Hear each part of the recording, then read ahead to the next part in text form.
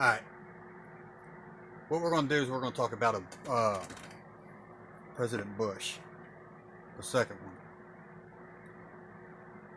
Because I kind of seen it when Clinton was in office, but I don't think Clinton had anything to do with this. I don't know. I haven't researched him yet. He could have. But we're going to talk about Bush. Because, well, let me give you a backdrop on his life before he was president. He went to Yale. He was in Skull and Bones, which he was in it. He admits he was in Skull and Bones. And as he got older, he started opening up and running his own oil company. Well, he struggled trying to get it lifted off, try to get it to go. Financially, he was in a financial bind. He had a bunch of investors try to invest into it. Well, they lost big out of it, and he ended up going to like 4 or 5 other different oil companies to, I guess, try to maybe it could better his oil company. I don't know, but each oil company that he went to, they invested into him, but it seemed like every oil company that Bush went into, it was like sabotage, because every one of the oil companies plummeted. They fell into debt. I'm talking about $200 million in debt. It wasn't no small money. It was big money. And, well, George Bush started getting investigated because of it. It seemed like every oil company that he went to, it plummeted. It wasn't going right. Well, they started investigating him over that, thinking that maybe he was stealing from the company or doing something that he shouldn't do, something that was illegal. And well, somewhere down the line, they ended up dropping the investigation. I don't know why, but I guess they got tired of investigating it, or they just didn't want to because of his dad being in a political representative or some sort. I think he was governor. I'm not sure. Over Texas. Well, George Bush Jr., he tried to run for president. Well, he won the primary, but he didn't win the election. Well, then his dad started running. Well, George Bush didn't want to go against his dad, so he kind of stepped back and let his dad have it. Well,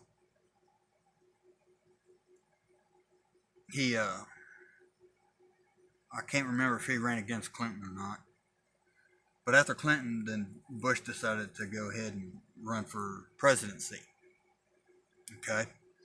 8 months he was inside the presidency is when the Twin Towers, supposedly terrorists took out the Twin Towers, which we're going to point out in this video that it wasn't terrorists.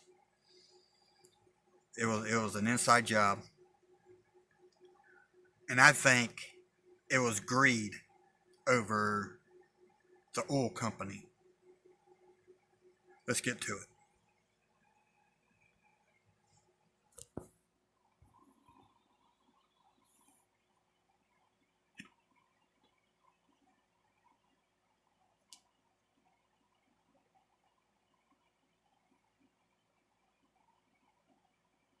It concludes that Iraq has chemical and biological weapons, that Saddam has continued to produce them, that he has existing and active military plans for the use of chemical and biological weapons, which could be activated within 45 minutes, including against his own Shia population.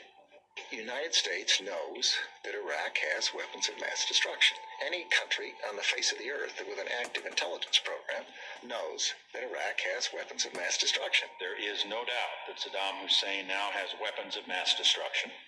There is no doubt that he is amassing them to use against our friends, against our allies, and against us. The choice is his. And if he does not disarm, the United States of America will lead a coalition and disarm him in the name of peace.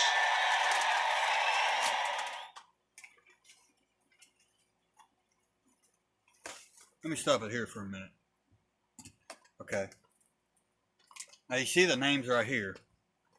Saddam Hussein and Al Qaeda. All right. It says right here that it had strong connections with Al Qaeda and the 9/11 attacks, which is not true. Yeah, Saddam Hussein may have had strong connections with Al Qaeda, but there's a reason for that, and I believe that reason is that when Saddam Hussein ended up being the leader of Iraq, he nationalized oil, his oil companies over there, so they can be, I guess, so that they could trade. But he nationalized it. And who's to say that Al Qaeda, because Al Qaeda was one of the, I don't know if Al Qaeda is still alive or not, I don't know. But Al Qaeda is an oil refinery elite. He owns oil companies. Okay, so does Obama, or I'm sorry, not Obama, but Osama bin Laden. He has oil refineries. He is also an elite. Okay, my theory here is that President Bush, before he became president, tried to sign a contract with Saddam Hussein so that he could sell oil to him, and Saddam Hussein declined it, and instead he went to Al Qaeda because it was probably cheaper. Because it's basically just right across the border, or maybe in the same border. I don't know, but it's in that area. It's going to be cheaper. And President Bush didn't like that, so he planned to attack to try to take him out. He just didn't know how, so he had to figure out 8 months of what to do and how to do it without getting caught, and to blame it on these people here so he can take out his competition to make his oil company boom. That's my theory. Let's continue. Saddam Hussein aids and protects terrorists, including members of Al Qaeda. Secretly and without fingerprints, he could provide one of his hidden weapons to terrorists or help them develop their own. Before September the 11th, many in the world believed that Saddam Hussein could be contained. The war on terror is, you can't distinguish between Al Qaeda and Saddam when you talk about the war on terror. We've learned that Iraq has trained Al Qaeda members in bomb making and poisons and deadly gases. He's a threat because he is dealing with Al Qaeda. We know that Iraq and Al Qaeda have had high-level contacts. No, he's a threat because he won't buy your oil. So you made him a threat. Saddam Hussein was a good leader. He wasn't no terrorist like people claim him to be. He was a good leader.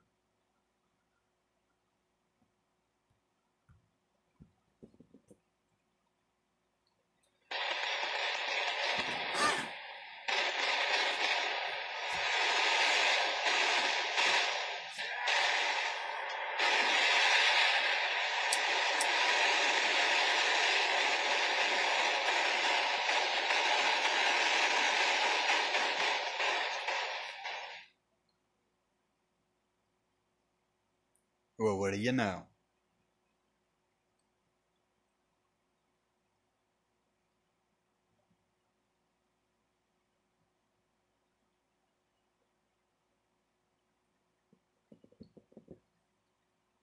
He has not developed any significant capability with respect to weapons of mass destruction. He is unable to project conventional power against his neighbors. We are able to keep arms from him. His military forces have not been rebuilt. I was in jail when Twin Towers fell. Just so you know. It appears that there were not weapons of mass destruction there. You said you knew where they were. I did not. We know where they are. They're in the area around Tikrit and Baghdad and east, west, south, and north somewhat. You said you knew where they were, near Tikrit, near Baghdad, and north, east, south, and west of there. Those are your words. And my words My words were, we know where they are. They're in the area around Tikrit and Baghdad and east, west, south, and north somewhat. Senator's got his facts wrong. I have not suggested there's a connection between Iraq and 9/11. With respect to 9/11, of course, you've had the story that's been public out there. The Czechs alleged that Mohammed Atta, the lead attacker, met in Prague with a senior Iraqi intelligence official 5 months before the attack. He said there were three main reasons for going to war in Iraq: weapons of mass destruction, the claim that Iraq was sponsoring terrorists who had attacked us on 9/11, and that Iraq had purchased nuclear materials from Niger. Now, all three of those turned out to be false. All right, let's stop it there for a minute. Okay, you heard that. Now, they're trying to blame Iraq on this too, okay? Now remember that. First, just if I might correct a misperception, I don't think we ever said, at least I know I didn't say, that there was a direct connection between September the 11th and Saddam Hussein. Saddam Hussein aids and protects terrorists, including members of Al-Qaeda. You have said in the past that it was, quote, pretty well confirmed. No, I never said that. Okay. I Never think said that is... That's absolutely not. What I said was, it's been pretty well confirmed that he did go to Prague and he did meet with a senior official of the Iraqi intelligence service. Well, let me just ask you this. If they did not have these weapons of mass destruction, though, granted all of that is true, why then did they pose an immediate threat to us, to this country? You and a few other critics are the only people I've heard use the phrase immediate threat. That he has existing and active military plans for the use of chemical and biological weapons, which could be activated within 45 minutes. Active chemical munitions bunkers, mobile production facilities. The United States knows that Iraq has weapons of mass destruction. The reason I keep insisting that there was a relationship between Iraq and Saddam and Al-Qaeda, because there was a relationship between Iraq and Al-Qaeda. What did Iraq have to do with what? The attack on the World Trade Center. Nothing. See? You know, what has been happening as we debate the number of troops, as we debate whether to withdraw, is also this continual debate over the intelligence leading up to the war. And I know you've said you believe that it's wrong to question the motives or the honesty of administration officials, but I have a different question for you. If you had known that no weapons of mass destruction would be found, would you have advocated invasion? I didn't advocate invasion. You didn't? Now listen. Would you have advocated invasion, okay? If he knew that he didn't have weapons of mass destruction. His answer, and he's going to say it here, is yes, I would still go in. So he's bloodthirsty. He wants war. He don't care about innocent people. This is the kind of people we need out of our government. We don't need these kind of people because it's national security risk for us. No wonder these people want to attack us overseas. And if we ever get a lid off, they're going to hit us. This is ridiculous. Why do we let these stupid, ignorant people in our government? We don't need them. Get the hell out of our buildings. No, I wasn't asked. If you read all the books and the things. You were, but why weren't you asked? That's very puzzling. Well, I'm sure the president understood what my views were, but as a technical matter, did he ever look and say, well, what should we do? Should we go do this or not do that? This is something that the president thought through very carefully. Are you trying to distance yourself from the war with that? Of course not. I agreed completely with the decision to go to war. And said that 100 times. And don't even suggest that. I'm just asking. Yeah, well, you know better. Look, the You know interesting better. thing to me about the pre-war intelligence is Yeah, we do. clearly it was wrong. Every statement I make today is backed up by sources, solid sources. These are not assertions. And would you have been for an invasion if we had known that? The answer is,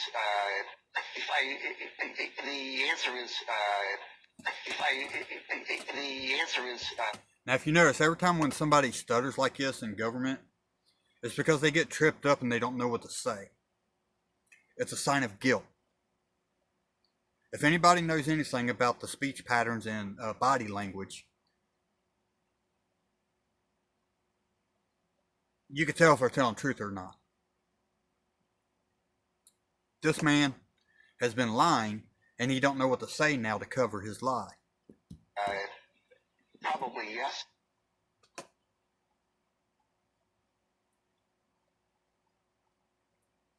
Freaking ridiculous, man. We have it in a cult. Who else knew the American public was being lied to about Iraq? One Democratic senator now says you can add the entire Intelligence Committee to the list. Dick Durbin of Illinois making the amazing claim on the floor of the Senate that while he and perhaps the 16 other members of that Intelligence Committee knew the administration was misleading the American public, he, perhaps they, kept quiet about it because due to his position on the committee, he had been sworn to secrecy. A few hundred feet away from here, in a closed room, carefully guarded, the Intelligence Committee was meeting on a daily basis for top secret briefings about the information we were receiving, and the information we had in the Intelligence Committee was not the same information being given to the American people. I couldn't believe it. Members of this administration were in active, heated debate over whether aluminum tubes really meant that the Iraqis were developing nuclear weapons. Some within the administration saying, of course not. It's not the same kind of aluminum tube. At the same time that members of the administration were telling the American people to be fearful of mushroom-shaped clouds. I was angry about it. Frankly, I couldn't do much about it. Because you see, in the Intelligence Committee, we're sworn to secrecy. We can't walk outside the door and say, the statement made yesterday by the White House is in direct contradiction to classified information that's being given to this Congress. We can't do that. We couldn't make those statements. And so in my frustration, I sat here on the floor of the Senate and listened to this heated debate about invading Iraq, thinking the American people are being misled. They're not being told the truth. The information in there drawn from fact. You could find bits and pieces of fact throughout, but framed, articulated, crafted to convince someone of what? Well, of things that weren't true. 9/11, Al-Qaeda related to Saddam Hussein, possibly some involvement there. The very things that a year later, President Bush himself denies and feigns his surprise. I don't know why everybody thinks that. Well, I worked in a place where they concentrated on preparing this storyline. This book of mine here, The Prosecution of George W. Bush for Murder. Hang on a second, guys. Let me bring this other one up for you. Just give me 1 second here.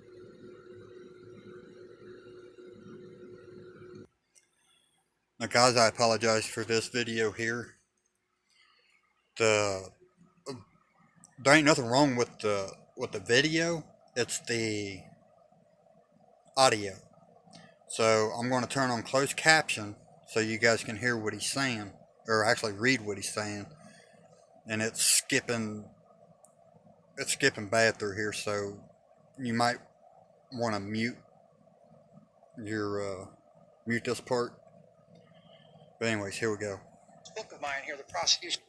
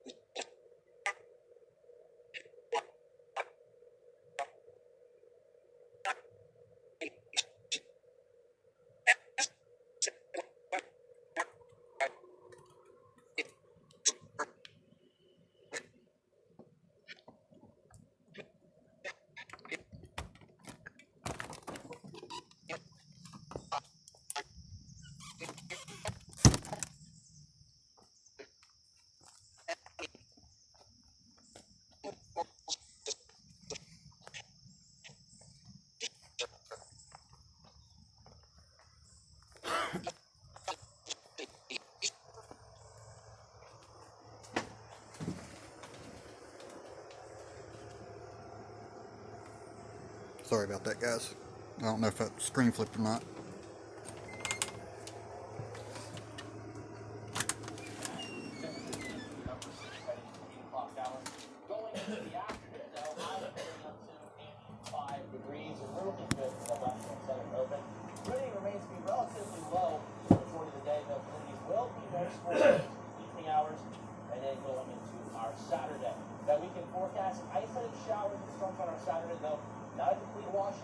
Sunday, though, we're keeping an eye on because as we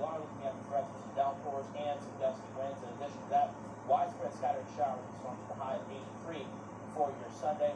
We'll have more details on this coming up, but for now, we're sending over to Stefano for the latest road conditions. First alert metro traffic. Steph? Ethan, we have some patchy volumes we're talking about. This is a good indication right here. Look at this. Kellogg Avenue, right there on Route 1. And if you look real carefully, you can see some of the headlights in here inside the fog. Not slowing you down a ton, though, but it looks pretty cool on the camera here. 8 minutes and readings going at 70 miles an hour. But the map is peppered with incidents here. Let's start with the water main break that just happened here. And this is at Woodbrush Drive at Blue Heron Lake. So if you live in Crestwood Acres, you might have your water service impacted. Never a great way to start your day. Let's hope you're prepared quickly. All right. One of the crashes here on 275 near Sharonville has cleared, and it looks like traffic's moving a lot better right there. Still one to go. And right here, there's a road hazard at Kendall Avenue. The road is closed between Madison Road and Brookdale Place. Further south right now, there's a broken down vehicle on Pike Street there in Covington at Coleman Avenue. And moving a little further down on 275 out near Taylor Road. This is 275 westbound. The vehicle stalled there at Kentucky 16. Again, that's westbound. Not a huge slowdown for you, though. As we wind it back out, you can spot the front of that patchy fog. And here's where you see it all over the map, that light gray right there. We'll show you another camera right now where you can see this is Monticello where that accident is both been cleared down and traffic is moving well in both directions. Lauren. Cincinnati police are investigating after 2 employees at the Walnut Hills Wendy's were shot. Both victims were taken to UC Medical Center. Police tell us one of the victims is in critical condition. The other is expected to be okay. Police have not released any suspect information at this point. It's also not clear what led up to the shooting, but if you know anything that can help, call Crime Stoppers at 513-352-3040. Covington police are searching for a suspect who stole a masterpiece from a USPS mail station. Investigators say this vehicle.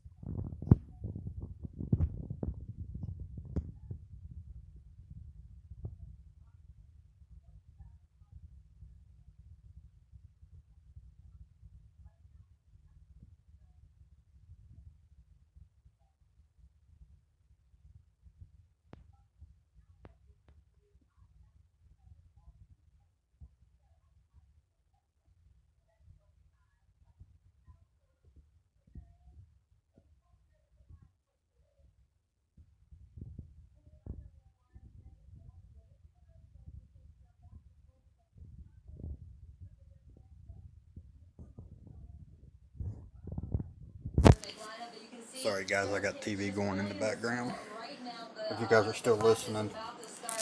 Again, this is a big day because it's the first day for 10th, 11th, and 12th graders. The freshmen started yesterday. They had their freshman school photos and all of that. And then last week, all teachers and staff kind of had some training. They had a health and wellness fair, learned some new information, just gearing up for the new school year. So aside from the first day of school, today is also the first football day of the school year, which is a big deal. It's the big Hall of Fame game. So it's Coleraine High School versus LaSalle, and that starts at 7 o'clock tonight. And then also all throughout the day, there's meet the teacher conferences throughout the district. So again, we are about to speak with the principal, and I'm not sure where she just went. I mean, I can imagine a lot of things are going on, a lot of hecticness getting ready for the first day back. So hopefully we'll have her in the next hour, and also the assistant principal is out here as well. But like I mentioned, that tonight at 7. And speaking of Colerain High School, actually they are on a 2-hour delay now. They are here in this district. This isn't going to affect Northwest High School, but there is a water main break. So students at Colerain High School have a 2-hour delay this morning. Again, it's not affecting kids here. So they are pulling up. We're waiting for the buses to come up as well. And of course, in the next hour, like I said, we will be speaking with the principal, learning all the new changes that they have installed for this next school year. So stick with us. For now, I will send it back to you. And they get to see Morgan's beautiful smile, so that's the way to start off the school day, right? I mean, that just makes me happy. She does make you happy. High school football is back. The season kicked off last night with the Skyline Chili Crosstown Showdown. Big games all over the board, including Taft's 32-0 win over Robert Bacon, and Fairfield's 41-24 win over Keeler Heights Wayne. Crosstown Showdown games are planned throughout the end of October as part of the showcase's 25th anniversary celebration. And of course, we are just a few hours away from the Friday Night Lights. We're talking about big games right off the bat. You have St. X out in the West, LaSalle at Colerain, Elder at Cup Path, and that's just to name a few. It's a fitting end to a busy week for students all over the tri-state. And you know, if you didn't get a chance to sit down and watch our back to school special last night, we've also got you covered. We're answering any questions you might have about the new school year this morning at 10 o'clock. From school security to mental